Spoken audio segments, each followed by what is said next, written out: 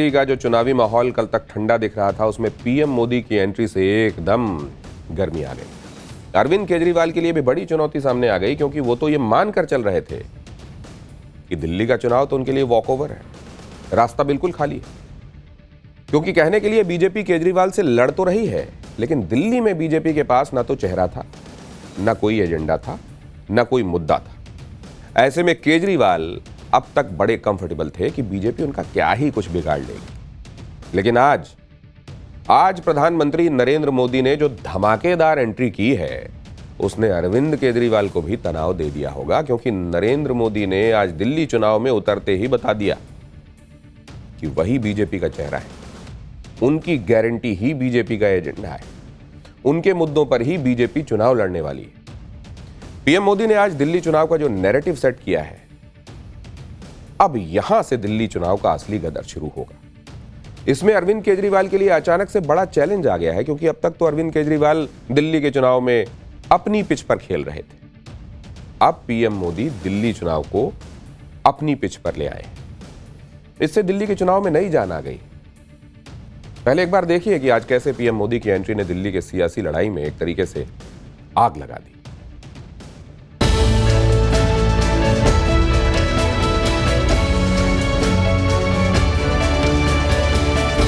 तो आपको मिल गया मकान? हाँ जी सर।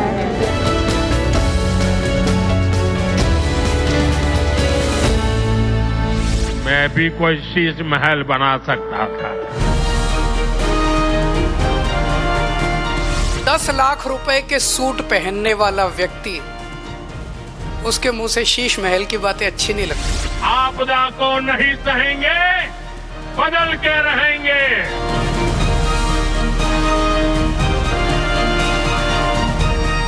आपदा दिल्ली में नहीं आई, आपदा भाजपा में आई हुई है। ये लोग खुलेआम भ्रष्टाचार करते हैं और उसका महिमा मंडन भी करते हैं। एक तो चोरी, ऊपर से सीना जोड़ी। सारी झुग्गियां तोड़ देंगे, एक भी पक्का मकान ये लोग नहीं देने वाले।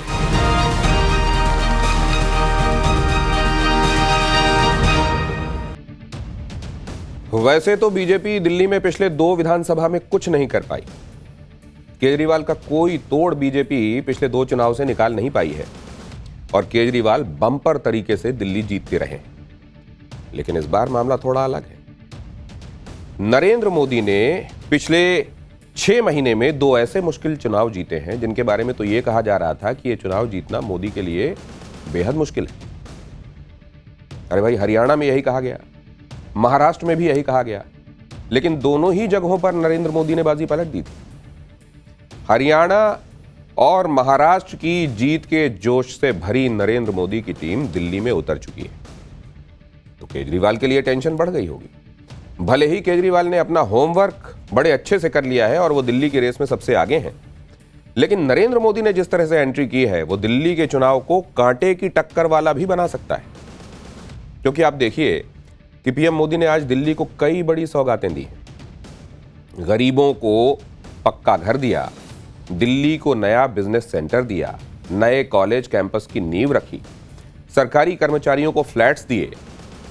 अभी तक महिला सम्मान जैसी योजनाओं के जरिए अरविंद केजरीवाल बीजेपी को कड़ी टक्कर दे रहे थे, लेकिन आज पीएम मोदी ने दिल्ली में सबको मकान देने का वादा करके दिल्ली के चुनाव को कांटे की टक्कर में बदल दिया। पहले आप दिल्ली में पीएम मोदी का आज का ये वीडियो देखिए, जिसमें वो गरीबों को झुग्गी की जगह मकान देने के बाद उनसे बातचीत कर रहे हैं। ये वीडियो जो आप देख रहे हैं, और फिर आपको बताऊंगा कि आज पीएम मोदी ने कैसे दिल्ली चुनाव की बिसात पर एक नई लकीर खींच दी। तो आपको मिल गया मकान? हाँ जी सर। हम आपकी बहुत आभारी हैं। झोपड़ से निकाल के हमें आपने महल दिया है। इससे बड़ी हम तो इसका तो सपना भी नहीं देखा था, लेकिन जो सपना देखा आपने हकीकत कर दिखाया। हाँ जी। चलिए, मेरा घर तो नहीं है, आप लोगों को घर मिल गया। नहीं, हम आपका भी घर है, हम लोग आपका परिवार है। हाँ, ये बात सही है। 104। हाँ, आप बोले थे कि जहाँ ड्यूटी वही करता। आपने वो करके दिखाया, करके दिया ना। हाँ, आपके ऊंचा झंडा रहे, आप फिर जीत के। हाँ, हमारा झंडा तो ऊपर आप लोगों को रख रहा है। हाँ, सबके साथ है। हाँ, बस आप अपना हाथ हमारे सर पे बनाए रखना। हाँ। हाँ जी। अरे माताओं बहनों का हाथ मेरे सर पे होना चाहिए। इतने सालों से प्रभु श्री राम जी का इंतजार कर रहे थे, वैसे सर आपका इंतजार करते थे कि हम लोग इस बिल्डिंग में आ गए झुग्गी झोपड़ी से उठ के। अब इससे ज़्यादा हम लोगों को क्या खुशी हो सकती है। हाँ। ये तो हमारा सौभाग्य है जो आपके हमारी इतनी नज़दीक से। औरों को विश्वास बनना चाहिए कि हम देश में हम सब मिलकर के बहुत कुछ कर सकते हैं, और अगर मन में ठान ली तो बन सकता है। बिल्कुल बन सकता है। देखिए इन दिनों कुछ लोगों को पहले लगता है ना कि भाई अब झुग्गी झोपड़ी में पैदा हुए क्या जिंदगी में करेंगे, लेकिन आपने देखा होगा इन बच्चों को तो मालूम होगा खेलकूद में जो दुनिया में आजकल हमारे बच्चे नाम रोशन कर रहे हैं ना, वैसे ही परिवारों से आए हैं सब, छोटे छोटे गरीब परिवारों से आए हैं। तुम नए मकान में क्या करोगे? पढ़ाई करेंगे। पढ़ाई करेंगे? तो पहले नहीं करते थे?